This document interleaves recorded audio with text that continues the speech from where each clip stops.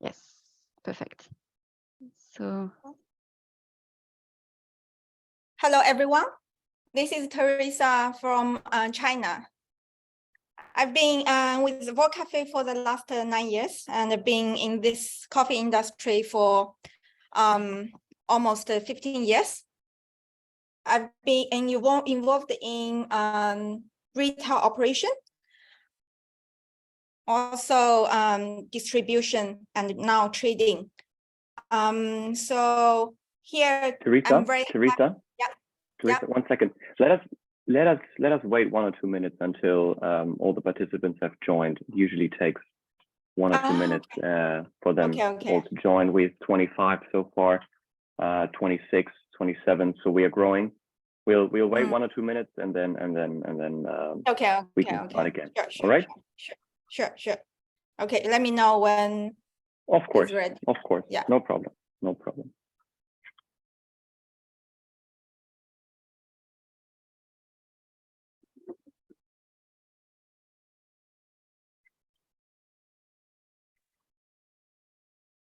Good morning, everyone. We're just waiting on a few more to join. There should be a few more coming in, and then we can kick up with Teresa.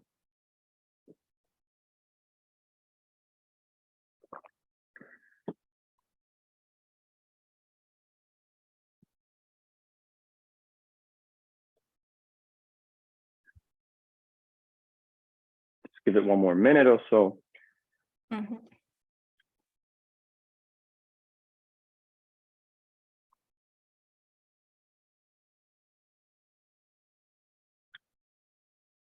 All right, let me start with saying a few words. A few attendees will join over the next minute or so, I believe. Welcome to this webinar on, as you can already see, on coffee trends in China. This webinar is being held by the fantastic Teresa Fan, which we were able to get on board to speak a bit about the Chinese coffee trends. The Chinese coffee market has been a vibrant topic over the last years, over the last decade, we could say. It is a growing market with local brands we all know about, and of course some international brands that are very familiar to us. And Teresa, as she will explain to you or tell you in a couple of minutes, has been a coffee professional for over 15 years, working for Volt Cafe China out of Shanghai. So we are very glad that she's on board, and then that she can tell you a little bit about how the Chinese coffee market is today, what stage it is today, and maybe talk a bit about the future. Teresa, the floor is yours. You can start, and wish you good luck. Thank you, Max. Thank you for having me here, everyone. And since Max has already gave a little introduction about me, so I will skip the self-introduction here. But adding on what Max just introduced, so like many of you guys, not only coffee is addictive to me, but the coffee industry has been a great journey to me. It was my first job, and 15 years I'm still in the same industry. And I'm very happy to be here today and to share with you what I see in this market in China. So Chinese coffee market, Chinese coffee consumption, consumers, how is it like in China? I mean, in terms of the consumers, especially from the first tier cities in China, for example, like Shanghai, Beijing, Guangzhou, Shenzhen, all of the modern big cities in China, people have developed the coffee drinking habit over the past years.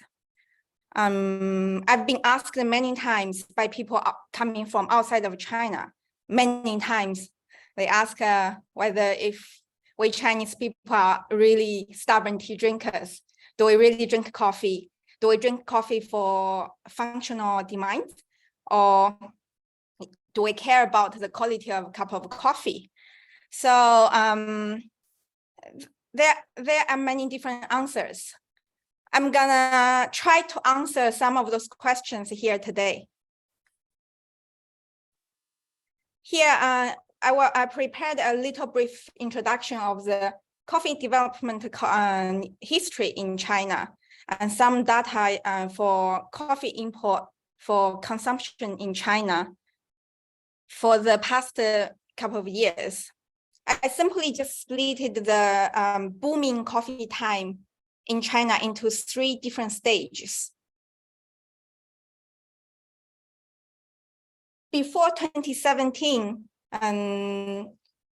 Chinese consumers did not have an affinity to coffee consumptions. And mostly we prefer like a milk-based coffee or with sugar or other flavors. That's why around that time, international brands generally push the milk-based coffee like latte, cappuccino, mocha, all of those, you know. And then we come to the stage number 2 between 2017 to 2020. Due to brands like the famous Luckin Coffee, Manna, and many others that tried to provide a more affordable coffee and with all sorts of marketing tools pushed in the market. And from there, more consumers started to drink coffee or started to develop the habit of drinking coffee. Then we come to the current days. More people are willing to try, let's say, the light roasted coffee, and more people more accepted to the acidity in coffee, the bitterness in coffee. Not only milk-based coffee anymore, so like a pour over black coffee, Americano, even like single origin coffees has increasingly popular with the local consumers here. So here is this chart about the general status of China coffee. I've prepared the data covers total imports, total export, and total consumptions over the past years. From this chart, we can easily see the total imports has been increasing, total consumption as well. Mostly important, I want to address out that there was a significant growth in green import back to 2021. And there was literally 87% of the growth in terms of green import, which was a huge growth. By the way, it may look like here the 2020 seems like it dropped, and the reason being the data for 2022 is still missing. I only have data for the first 3 quarters of 2022, meaning that once we get the completed data, we will definitely see the growth and the growth of the total consumption for 2022.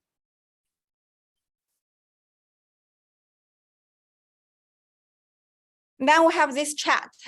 I wanted to share this chart because this is where I think it's interesting. We have the top 10 green coffee import origins here. Since I started trading back to 2013, I've seen how the China coffee market shifted from a lot of Vietnam Robusta import to today, where I can see a lot of Arabica qualities are flowing into China market. And don't get me wrong, I'm not saying that we don't import Vietnam Robusta or Uganda Robusta. Those Robusta consumption is still there, and it's still actually taking the dominant market here.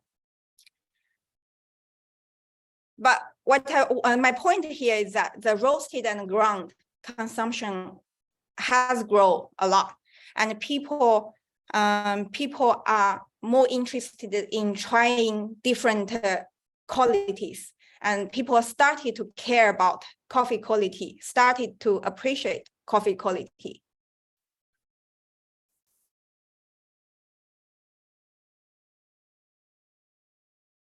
And worth mentioning that the market share of roasted ground has grown from 2017, about 16% to 37% today. So it's still a clear indication of growing Arabica coffee consumption in China. So what's happening in the consumer market in China? Let's find out. In these days, the Chinese coffee market is highly competitive, with strong presence of not only the international brand, also a lot of local players.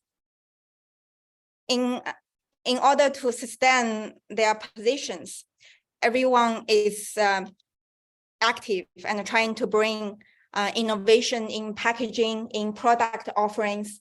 In terms of the product offerings, I'm gonna share more later.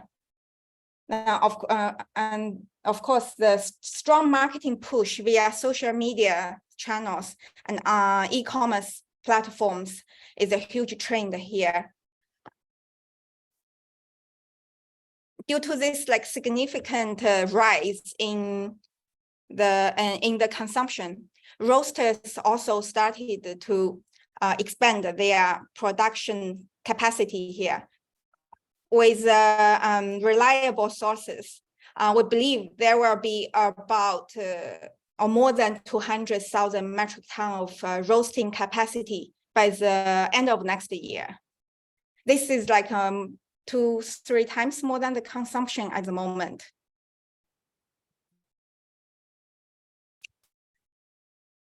This is very colorful, okay. So this is a huge trend in China now, because I said I wanted to talk more about the product offering. So for example, this fruit coffee that made with fresh fruit and coffee is super hot in China cafe market. According to some data I've got, back to 2021, half of the coffee products that was launched in the market had fruit elements in their coffee products. So why is that? I've summary the 3 reasons. Number one, it's oriented by the taste. After all, coffee is still new to Chinese consumers. So to make coffee to the consumers to improve the acceptance of the coffee to consumers is to make it taste delicious. Number two, because like I said, Chinese coffee market is highly competitive. So there is a very different definition about coffee beverage here. Back to 2021, out of 10 coffee chain, they launched about 360 plus coffee products. That means they launch 1 coffee product on the daily basis. Number 3, the boundary between coffee beverage and the tea beverage in China is very blurred. From the perspective of the supply chain, it's quite easy to understand that anything that can be added into the tea drinks can be added into a coffee drink. So here comes the fruit coffee.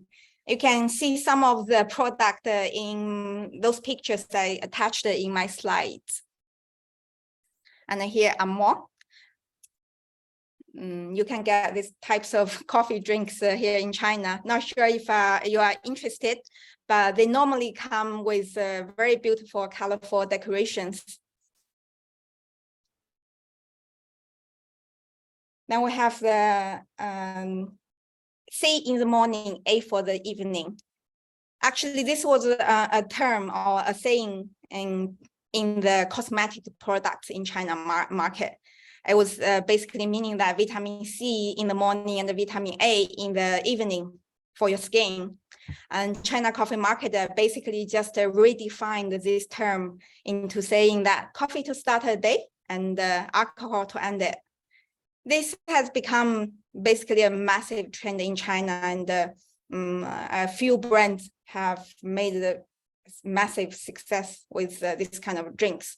Even and these pictures on the right top with mojito and maple leaves and stuff, those are concentrated cocktail liquid. They have the retail version and the operation version, which in a coffee shop where the barista don't have to really know how to be a bartender. They can simply just mix the mojito with some ice and soda water and with some decoration, then they can sell it. This is to help with the sales of the coffee shops. Here, I'm sure people would ask why coffee shops are offering this. And simple answer is that although I've been talking about how Chinese consumption has grown and all of that, still one coffee shop that can do 200, 300 cups a day is very few of them. A lot of them still struggle to make money, and so they needed to find the more product offerings to break even or to make money to sustain. So that was interesting to share with you guys. And here are more product offerings. You have the coffee extract with very fancy and pretty packaging. And I have drip bag, and the drip bag with the look of donuts. And the coffee drinks with flowers. Yeah, so the overall Chinese coffee market is quite new and dynamic.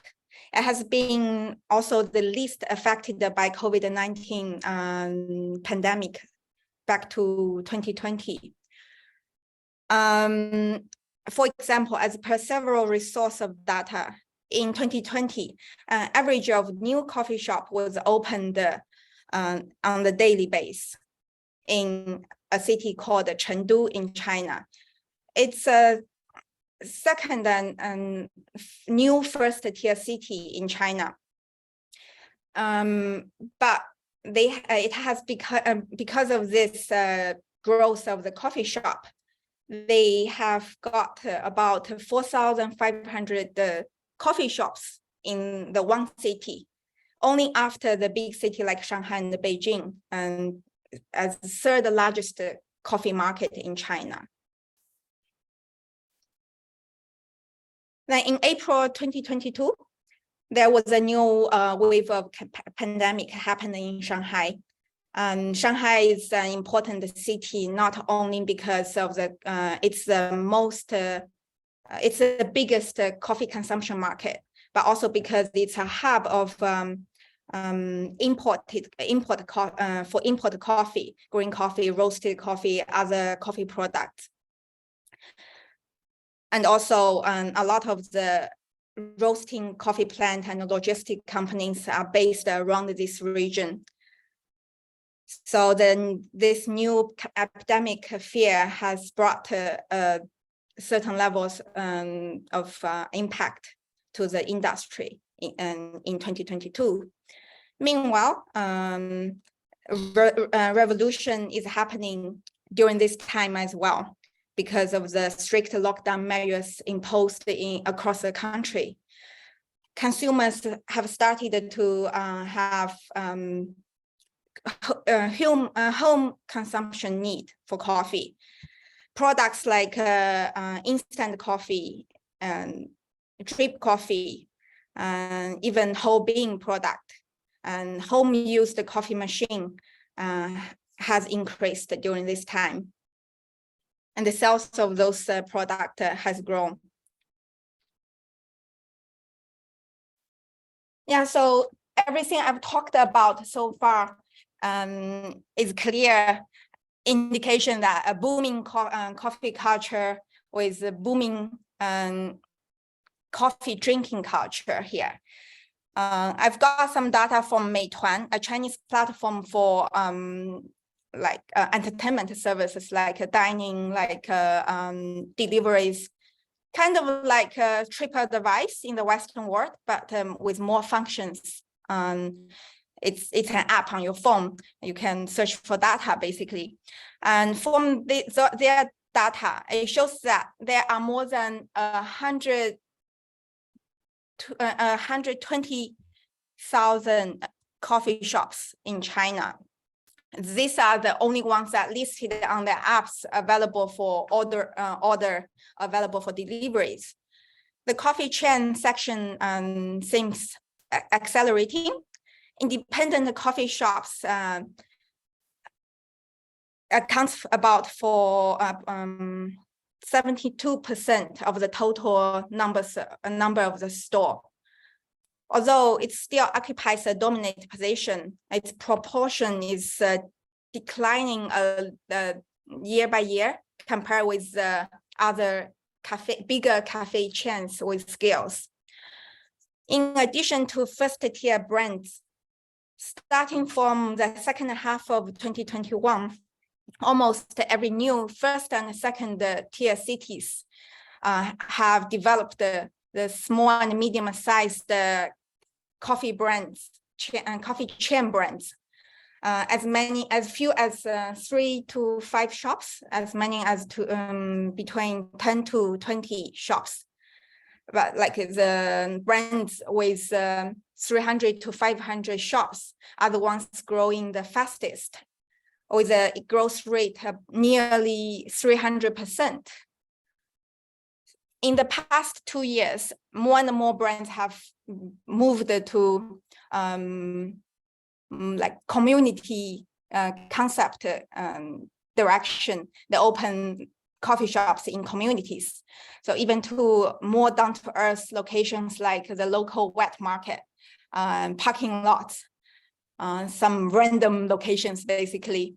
So generally speaking, the daily consumption coffee as a daily consumption is becoming more and more obvious. China is truly serving up some very exciting opportunities for the players. So now I want to get into more details about the development of some of the international and local brands in China, how they adapted to this non-traditional coffee market, what they do, and what are their localization strategies, and what are their market influence.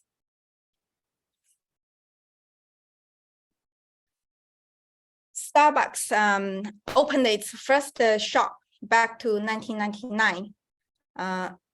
They were one of the very first, and they've done a fantastic job to educate this market. Many Chinese people's first cup of coffee was at Starbucks. At least I have many friends that told me this. They had their first cup of coffee in Starbucks shop. Recently, Starbucks have officially announced their 6,000 shops before the end of the financial year. And that means they are on track of their plan that they announced in one of the public meetings. Their plan is to open 9,000 shops by the end of 2025. And there will be like 3,000 new stores across 300 Chinese cities within this timeline, at a rate of every 9 hours, they open one coffee shop in China. I remember this because I'm gonna share other brands' opening rate. Tim Hortons, known as Tim's China, when they entered China 5 years ago, they announced they want to open 3,000 shops within 5 years. They are now have around 500 retail shops in China, and they open every shop and one shop every 36 hours here.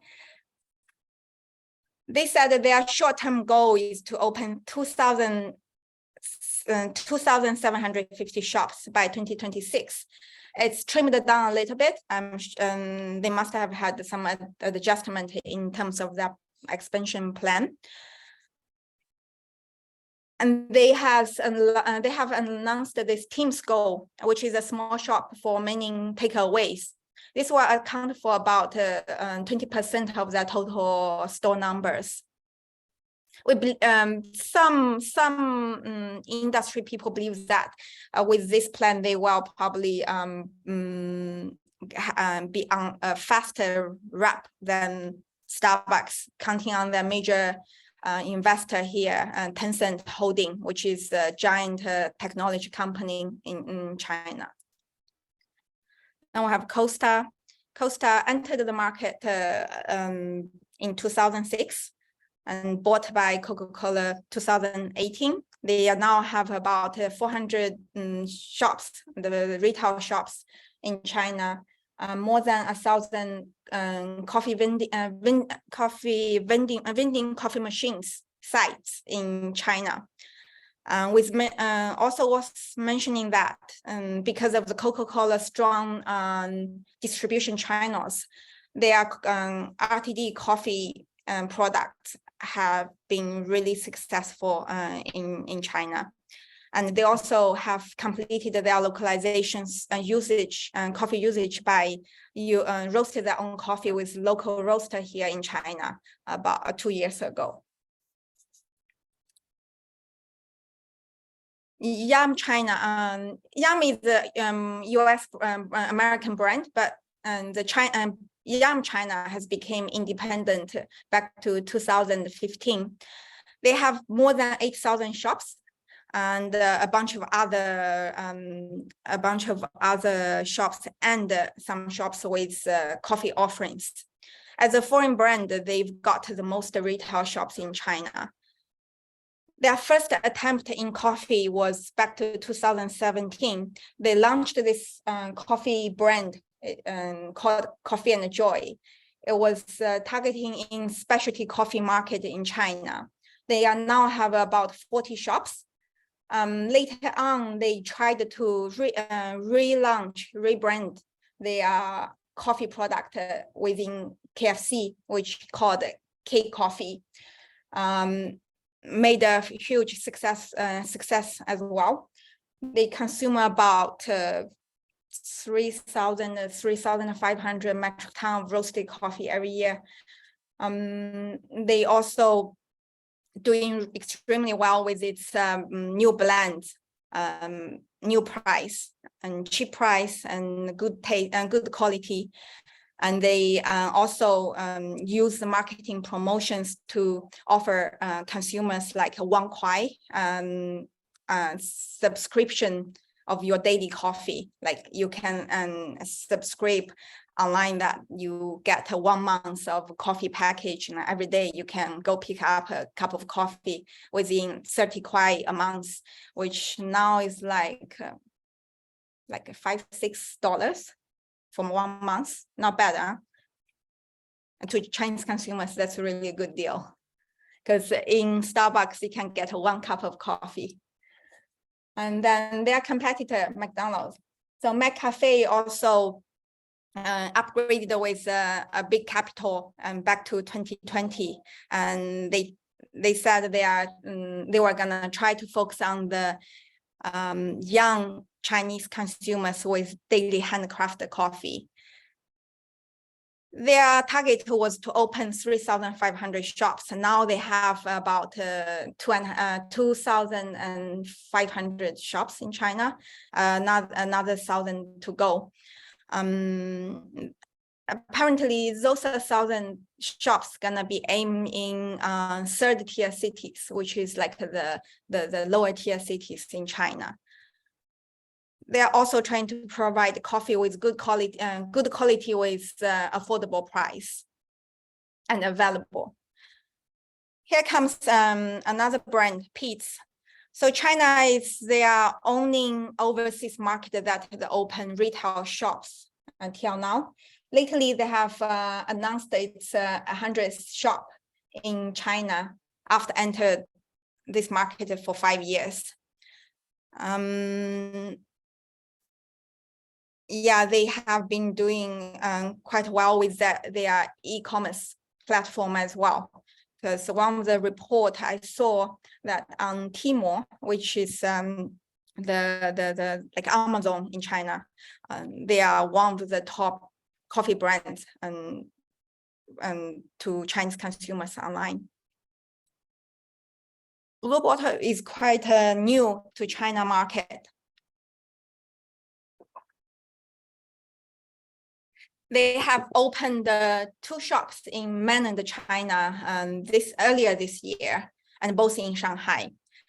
They plan to expand their business more to e-commerce platforms and try to achieve all round of digital development. That was according to the GM, an interview of their GM in China. And they said with the help of the resource their parent company Nestle has in China, they have extended to multiple fast-moving consumer goods categories and trying to promote the realization of the new consumption scenarios for Chinese specialty coffee market.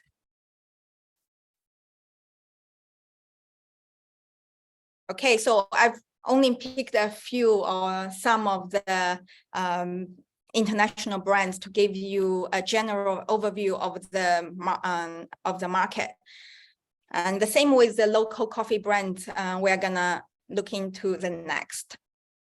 So in the past few years, with the international coffee brands busy with the localization and expansion, the domestic coffee brands have also been very aggressive and ambitious with the help of capitals. One after another, specialty instant coffee brands or coffee chain brands have received one or even more round or several rounds of investment. And this has accelerated the growth indeed. Yeah, the famous Luckin Coffee from China, founded back to 2017. Here I want you guys to remember this year, 2017, because this was the year that was quite significant to the China coffee market. Luckin has has started a technology-driven retail network to provide the coffee to people with affordable price, with a high convenience and the new what do they call it? It's new retail model, empowered by the proprietary technologies.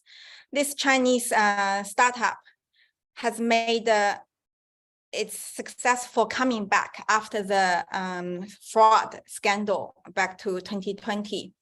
According to their financial report for the second quarter of 2022, they announced that they break even and they started to make money, which was definitely to many people's surprise.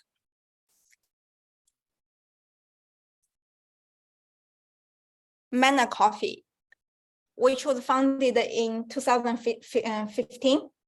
It's a specialty coffee chain that opened by a young couple that moved to Shanghai, opened a 2 square meter coffee shop on a street. They could only do takeaways and deliveries. And today they have more than 300 shops in China and the incredible valuation of $4.5 billion. and its coffee product and the culture are clearly leaving a pleasant taste to the coffee owners.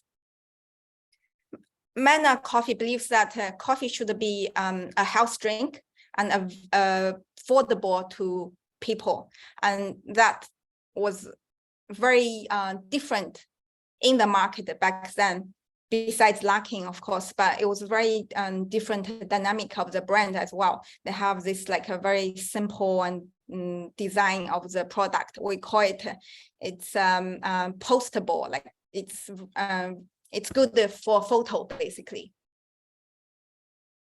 And then we have Cecil Coffee.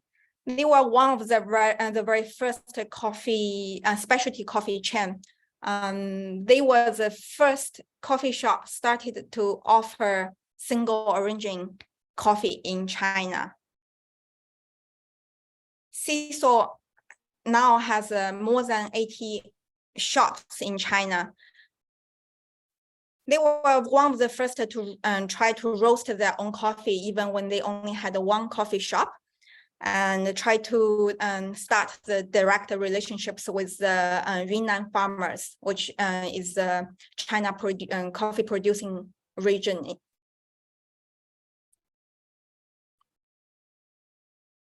Amstand was founded in 2017 in Shanghai by a young guy who was in architect design. And that's also why they have this trendy minimalist concept, one store, one design, which means like all of the shops they have has different design from each other. Even some offerings on their menu are different from each other. At first, they were known for like some innovative product, like the edible coffee cup with that made with oatmeal cookies, and then they also serve coffee in like a coconut shell. And so all of those like fancy and trendy drinks were very successful in the market.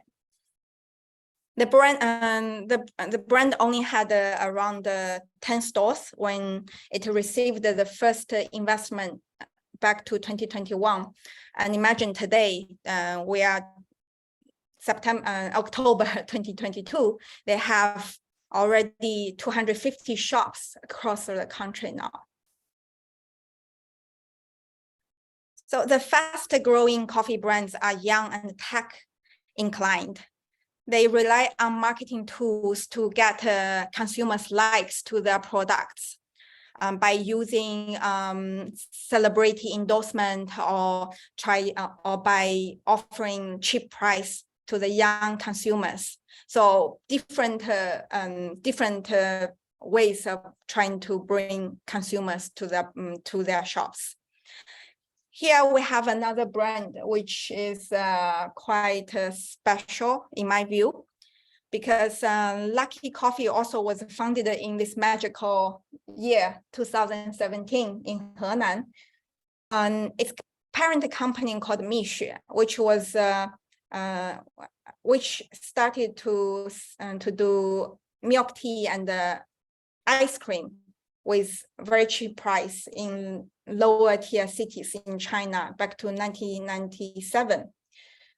And now they have more than 20,000 franchises outlets in China and about 2,000 in overseas, and many in Southeast Asia market like Singapore, Malaysia, and Thailand, all of those countries around there. Their strategy is to offer 5 yuan Americano, 6 yuan latte. With the exchange rate today, it's not even $1. And the thing is, they use 100% Arabica coffee. And you compare with a lot of the existing big brands, and the price is only like 1/6 of the other brands. And lately, they have reached 1,800 shops by the end of September.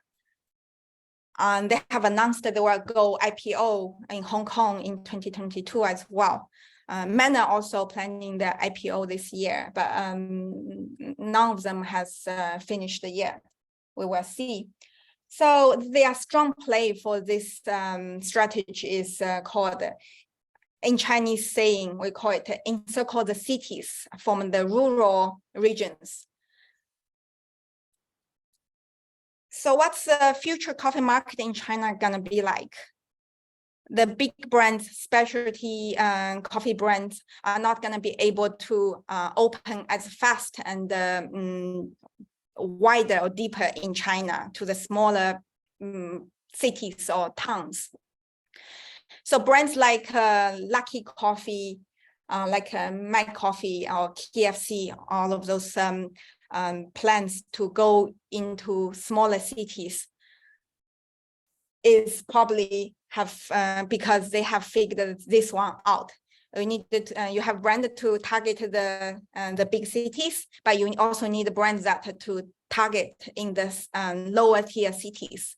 Therefore, the whole market gonna be grow faster together.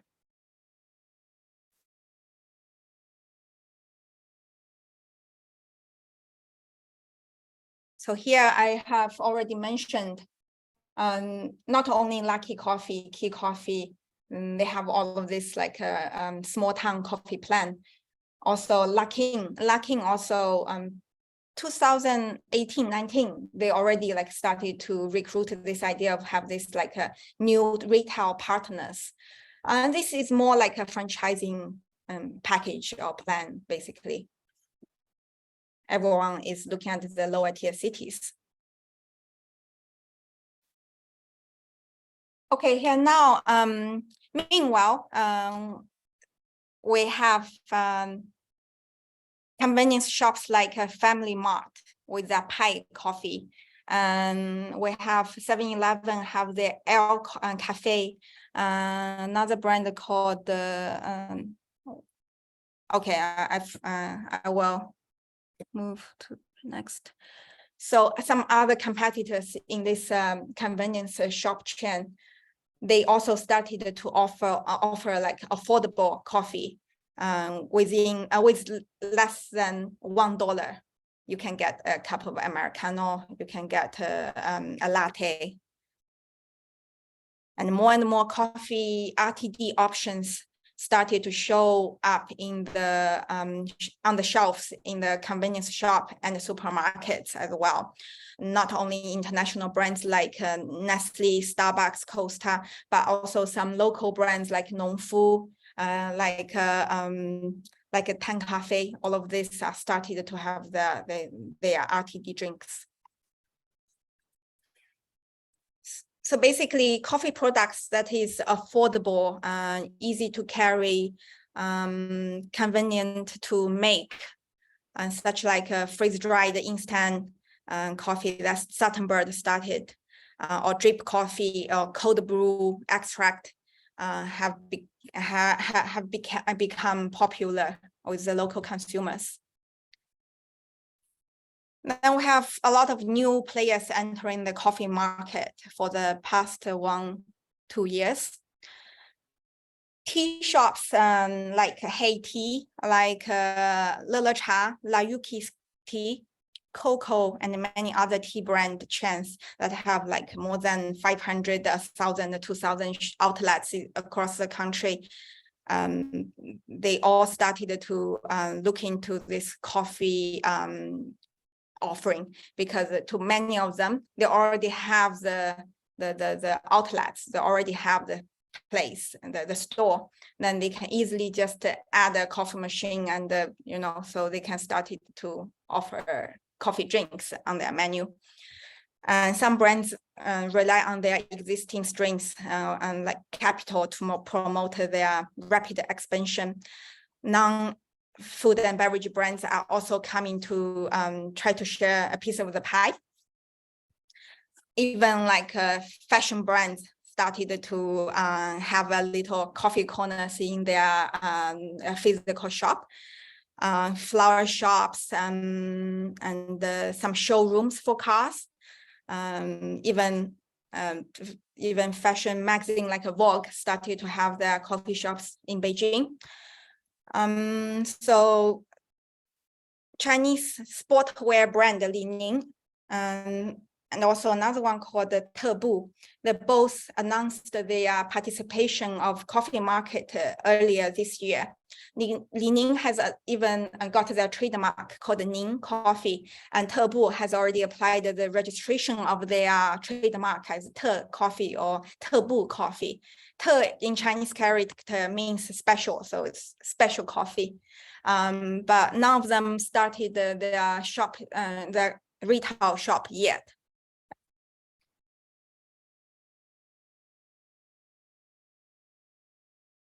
Market trends.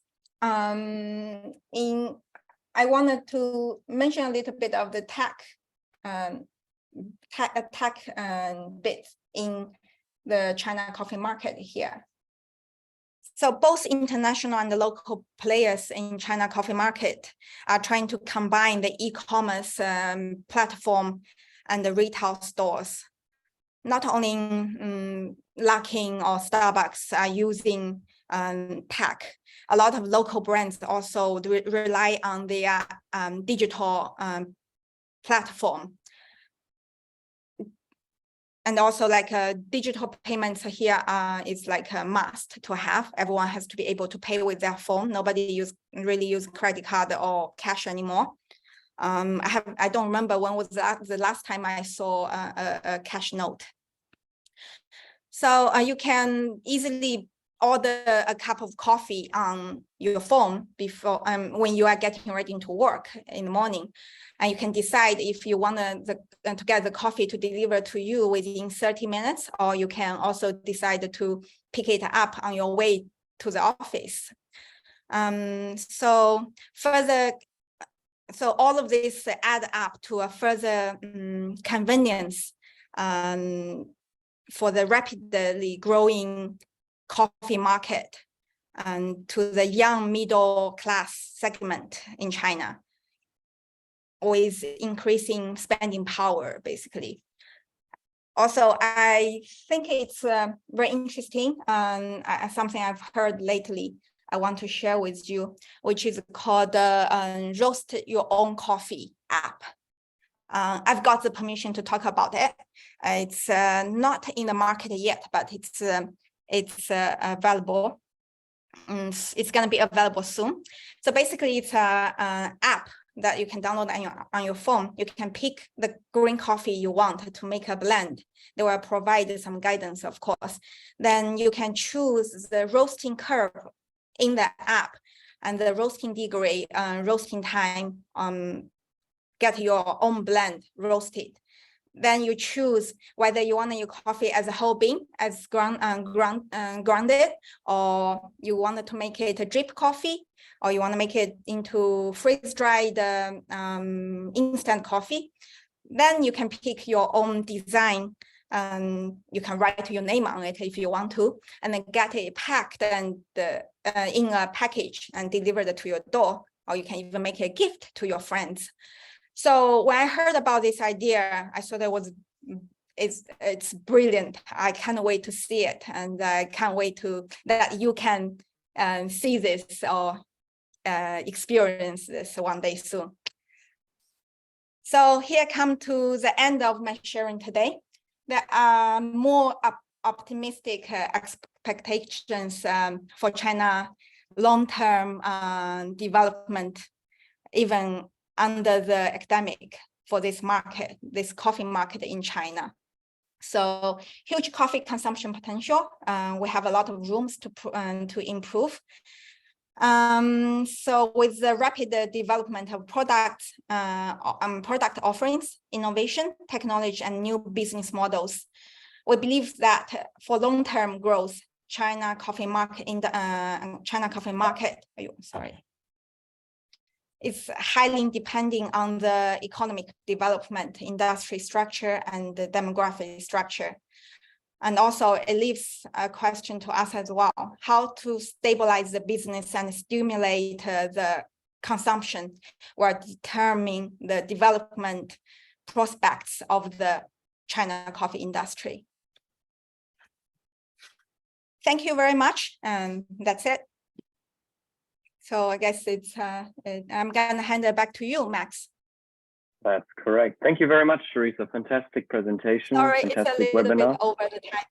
And that's fine. That's fine. That was all fine. That's good within the 5 minutes. No, as many of you know, we have a quick Q&A at the end. There are a few questions coming in using the usual Q&A button below, and I'll try and I mean, we can try and answer all of them. It's quite a few. So let's just wait and see. So the first one is about, you spoke a bit about the consumption, about import into China. Can you give a brief overview of the Chinese coffee production and its future, and how you see it, maybe in a few sentences? Okay. We had a few bad production years for the past 5 years, but since this year, the new crop will come bigger, but still around 1 million bags production. But I think since the COVID time, the Chinese coffee has been recognized by the domestic market as well. With that push, we believe that the production is definitely gonna get pushed within the next couple of years. But how many? 1.5, 2 millions? We don't know yet. Okay, thank you. Yeah. The other one is, we saw Manor being valued at $4.5 billion US. I mean, that's a significant amount for, let's say, a relatively small company. What is the reason for that? Venture capital, because they invested in many rounds by different investing companies. So the valuation just got rolled and rolled. This is just a capital play, I would say. Okay, and then they want to go public in the coming year or this year, so that's probably why. Yeah. There are more technical questions regarding the GCAA certification.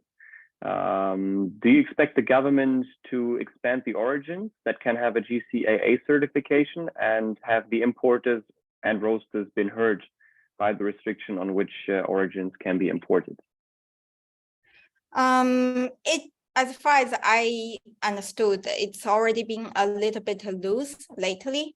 We've got a new shippers. Sorry to interrupt. Can you maybe explain the GCAA certification for the audience in just two sentences? Okay. Sorry.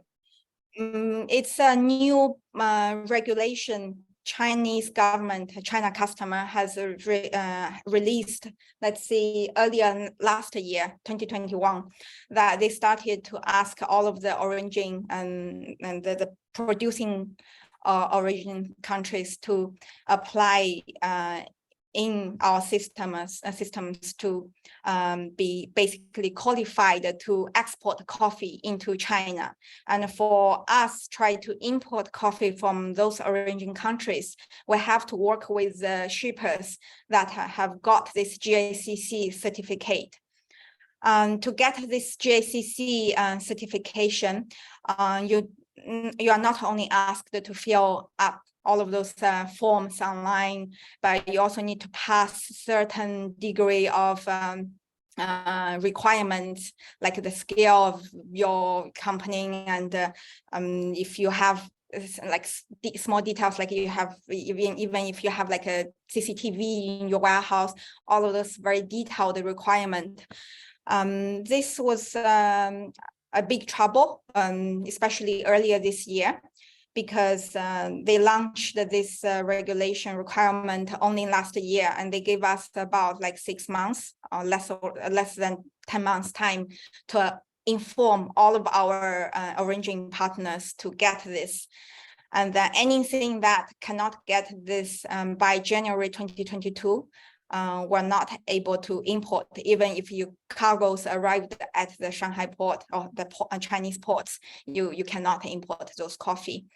We've experienced a lot of issues with that GACC requirement, but I can see that slowly it's more and more exporters and shippers got to the GACC certifications, and we expect that with the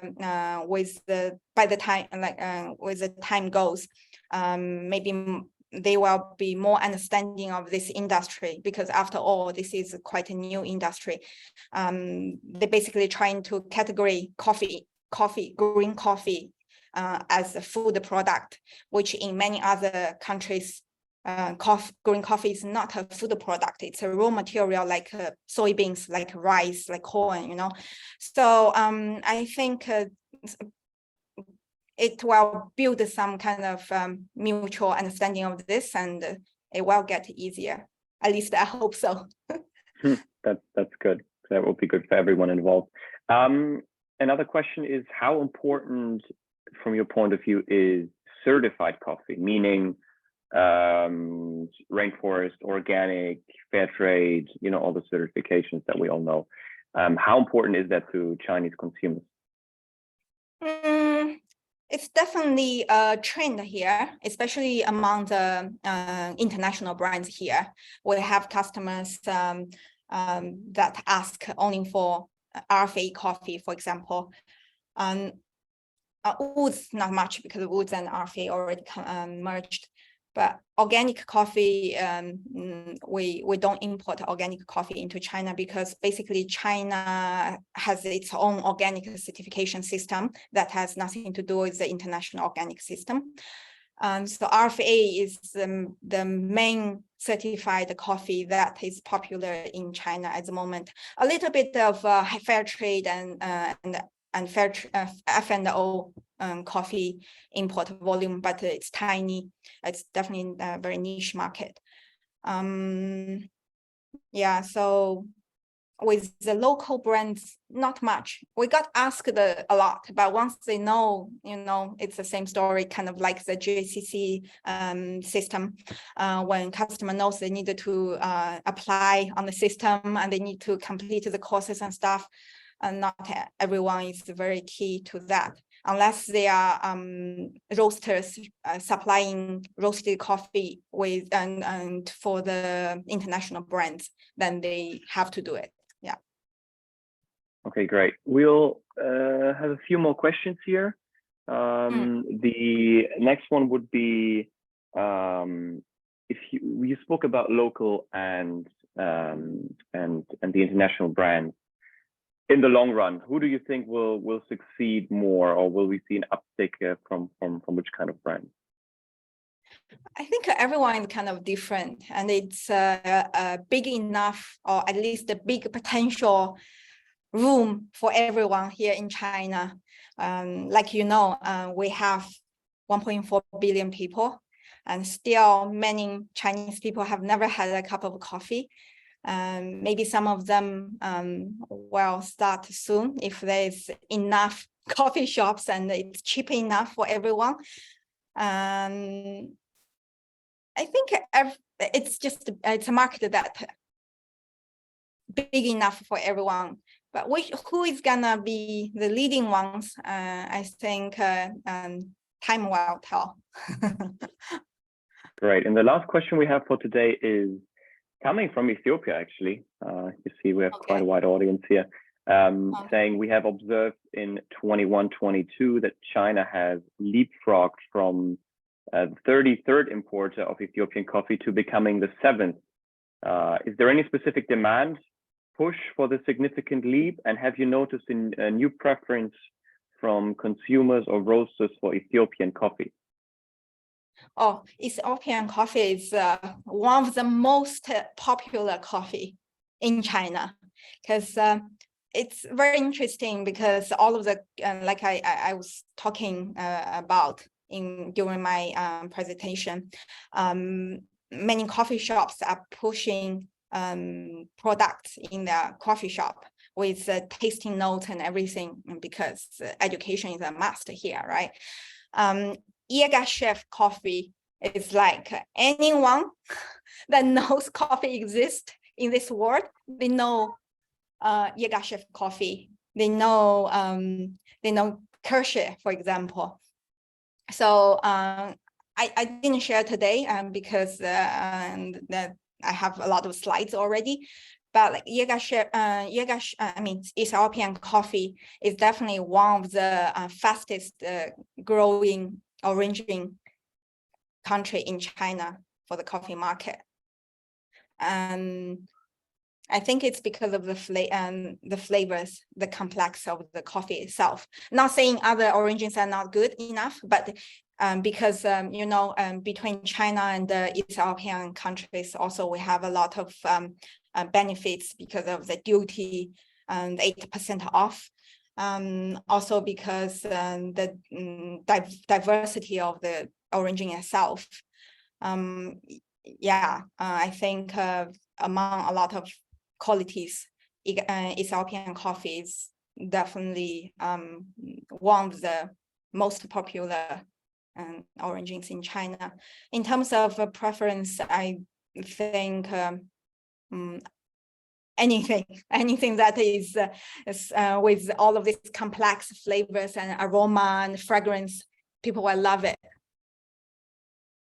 Right, and certainly Ethiopia has a lot of fragrance and aroma in their coffee from Jägerchef or Exactly. Guji or whoever. Yeah. Right, okay. Yeah. Thank you very much, Teresa. We're done for today. It was a pleasure having you. Very insightful webinar here, and the SCTA NextGen community can take a lot from it. We're sending our regards to Shanghai. Say hello to your cat also, who was in the background sometimes. And cat. Thank you. Great seeing you. Thank you very much, and wishing you everyone else here a nice day as well. Have a good rest of the week. Thank you. Thank you, Max. Thank you, everyone. Bye-bye. Take Bye-bye. care.